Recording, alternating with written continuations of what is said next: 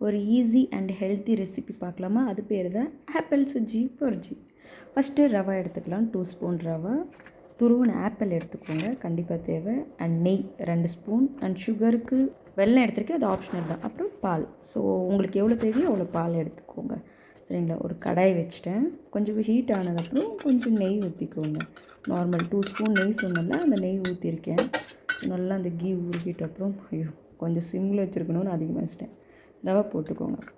ரவை போட்டு அது மினிமம் பார்த்தீங்கன்னா ஒரு 4 to 5 மினிட்ஸ் நல்லா வறுத்துக்கோங்க. அது கொஞ்சம் ப்ரௌனிஷாக வரணும், அது நல்லா வறுத்துக்கோங்க. நெக்ஸ்ட் வந்துட்டு ஆப்பிள் போட்டு மினிமம் 1 மினிட்டாவது அது வறுத்தணும். அது நல்லா மிக்ஸ்அப் ஆகிடணும், சரிங்களா? நல்லா பிடிச்சிட்டு நல்லா கிளறி நல்லா கிளறி விட்டுருங்க. நெக்ஸ்ட்டு பால். ஸோ அது பார்த்திங்கன்னா உங்களுக்கு எவ்வளோ வேணுமோ திக்காக ஆகிற வரைக்கும் எவ்வளோ பால் வேணுமோ. நான் வந்துட்டு மில்க் வித் பால் வாட்டரும் எடுத்திருக்கேன், அதை மிக்ஸ் பண்ணி போட்டிருக்கேன். ஸோ எவ்வளோ பால், ஏன்னா பால் போட்டால் ஆக்சுவலி நல்லது, கால்சியம். ஸோ அதை நான் அதுக்கு தான் யூஸ் பண்ணேன். சில பேர் தண்ணி தான் ஊற்றிப்பாங்க, நான் பாலையும் போட்டுருக்கேன். ஸோ நல்லா கிளறி விடணும், ஏன்னா அது வந்துட்டு திக்காகணும், கொதிக்கணும். ப்ளஸ் வந்துட்டு ஹார்டாக இருக்கக்கூடாது, குழந்தைங்களுக்கு கொடுக்குறது. ஸோ ஹார்டாக இருந்தால் கொஞ்சம் இது. ஸோ நல்லா கிளறி விட்டுருங்க. நல்லா அது கொதிக்கட்டும், பாயில் ஆகட்டும், அது சாஃப்டாக ஆகணும் ஆக்சுவலி. ஸோ நான் என்னால் முடிஞ்ச அளவுக்கு நல்லா கிளறி விட்டுட்டே இருக்கேன். ஸோ எனக்கு தெரிஞ்ச வரையும் நான் ஒரு 7 to 8 மினிட்ஸ் நல்லா விட்டேன், ஏன்னா அது கெட்டி ஆகிற வரைக்கும். பாருங்கள் நல்லா கொதிக்குது, தெரியுதுங்களா? ஸோ அது ஒன்ஸ் கிளறி விட்டுட்டே இருக்கணும். அது வந்துட்டு சாஃப்டாக, ஏன் நான் சொல்கிறேன்னா குழந்தைங்களுக்கு கொடுக்குறது.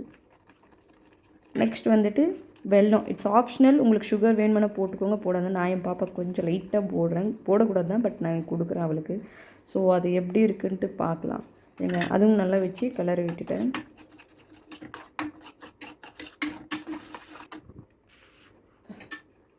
எனக்கு இதை பண்ணுறப்போ தோணுச்சு ஆக்சுவலி ஒரு விஷயம்.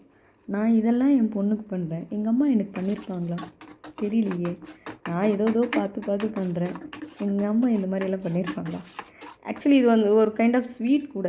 நான் டேஸ்ட் பண்ணி பார்த்ததுல சூப்பராக இருந்துச்சு, எனக்கே சாப்பிடணும் போல் இருந்துச்சு. ஸோ என் பொண்ணுக்கு கொடுக்கலான்ற ஒரு ஐடியா வந்ததுக்காக தான் பண்ணிட்டுருக்கேன். பாருங்கள் ஓரளவுக்கு கெட்டியாக ஆகிடுச்சு அது. நெக்ஸ்ட் ஒரு பவுலில் எடுத்து போட்டுட்டு பாருங்கள் என் பொண்ணு ரெடி.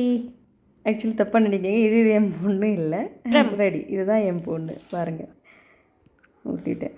ஸோ நீங்களும் ட்ரை பண்ணிவிட்டு உங்கள் குழந்தைங்களுக்கு கொடுங்க. எப்படி இருக்குன்றது எனக்கு சொல்லுங்கள். லைக் பண்ணுங்கள், முடிஞ்ச அளவுக்கு ஷேர் பண்ணுங்கள், கமெண்ட் பண்ணுங்கள். தேங்க்யூ ஃபார் வாட்சிங்.